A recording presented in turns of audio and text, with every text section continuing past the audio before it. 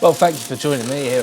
This museum is not obsolete. I'm sat in the big UAX13 telephone exchange room. Behind me, you can see a big old rack of shelves, and we've got the exchange library behind me. And this is what we're going to be talking about today, some books and suggested reading. The reason why is because the exchange has decided to go kaput. And so while we're fixing that, we're going to do something a little bit different. I've got a few books here that I really like, and I wanted to show you them because I know a lot of you are into this stuff and you're looking around for places you can read about stuff. And there's loads of great stuff online, but nothing beats a good hefty book. Look at the size of that one. So I've slowly been reading through all of this very slowly. I don't want you to think that I've actually read all of this. It's absolutely fascinating, some of the stuff we've got here, and we're working out how to best preserve it and to best share it as well. And so if you do come to the museum on an open day and you're passionate about this stuff and you want to have a closer look and you're respectful, then just ask us and we'll let you in to have a look. That goes with pretty much anything in the museum as well, as long as you're a respectful person. All right. So we'll be going through a load more of this stuff once I sit down and have a read. This one particularly is amazing. This is somebody's actual writing on their course. So potentially, if I read through all of this, I'll know how to be a proper telephone engineer, won't I? Maybe not. I should say there's no affiliation with any of these books. I'm pretty sure these ones are actually out of print. And you may have heard me talk about these books before. This one particularly is Telephony Volume 2. Volume 2, it covers all of the automatic telephone exchange switching. Volume 1, which is this one here, covers all of the manual switchboard systems, the older type with those cords that you plug in. This has been so valuable to me as an absolute novice, learning about all of this stuff, trying to teach myself how to build it, how to fix it, how to maintain it. This is amazing. When I speak to proper engineers who used to work with this, none of them are that impressed with it. I think it may have something to do with the fact that when they first joined the GPO or the post office or BT, they had the cost of the reference book, this one, deducted from their first month's wages. So yeah, probably not big fans of this. Quite hefty, probably expensive book, and I'm coming at this from a different perspective, right? From people who were just going into this as a job, not necessarily as a career path that they wanted to follow. Maybe they grew to love it, but so probably more enthusiasm from me towards reading this big hefty book than a lot of actual engineers, which is quite understandable. And it doesn't go completely into the nuts and bolts of all the technical stuff. For instance, if your job was to be maintaining these switches, it doesn't really go into much maintaining stuff. We have separate documentation for all of that that we keep over here, for all of the selector switches and stuff. But what it does have is an amazing overview of the history of it, of the design choices, why certain bits of equipment were chosen in certain situations, and an amazing great overview of all of the interconnected, complicated telephone systems, all of the decision making that the people had to make about what size exchange do we need in this town, what type of exchange would be most cost effective and stuff, which is fascinating, right?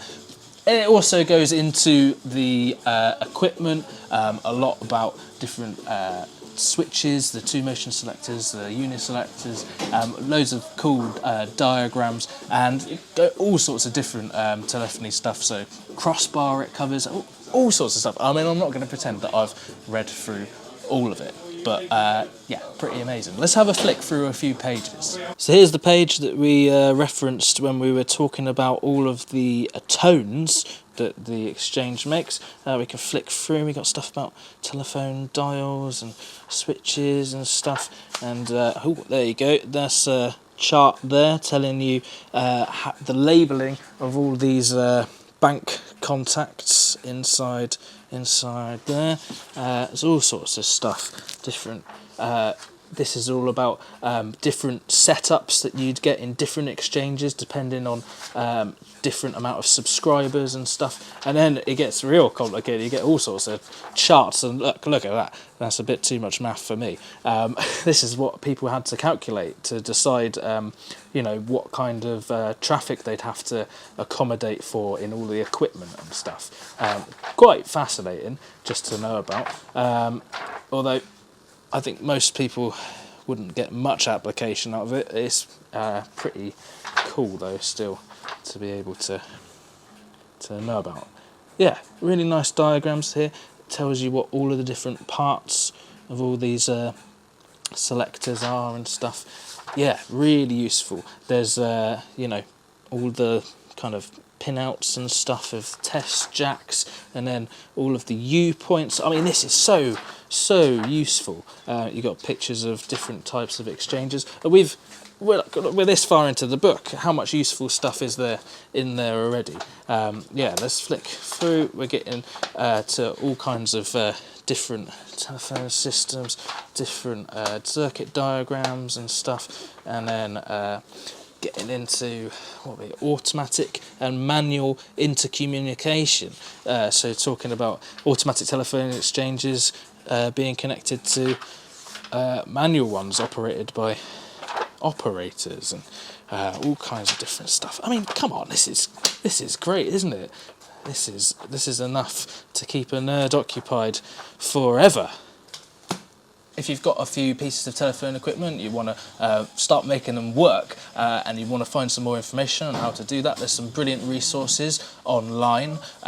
People like the Telecoms Heritage group, they have an online archive for a very reasonable fee. You can sign up and have access to that. I've no affiliation. Well, I am a member, but I'm not paying me or anything to plug them. There's people like people who host websites like Sam Hallis and the Dean Forest Railway. Very recommended. Go and have a look at those if you're interested.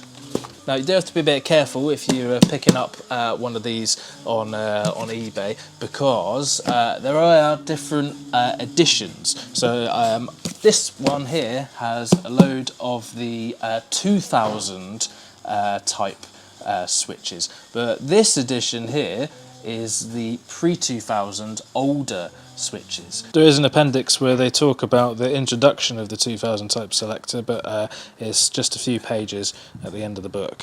I do not envy the job of Herbert and Proctor, who compiled this. It is quite a work. Okay, so we've done technical stuff. We're going to move on to some more fun stuff, and there are a few memoirs out there for telephone engineers who used to work with this stuff back in the day, and they're really good. And my favourite is Stanley George's Please Wipe Your Boots, and there's a follow-up about his time at the Yarnfield Training College as well. It's equally hilarious, really funny. It really gets you, I think, inside the kind of, I'm going to call it a subculture, right? Tell me if you agree with me, if you've worked in the GPO or something.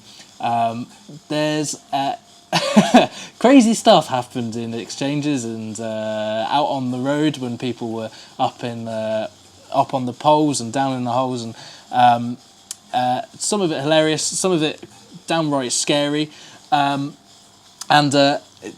I get in a privileged position where I get to talk to quite a few ex-telephone engineers and current telephone engineers. And are you ever really a former telephone engineer?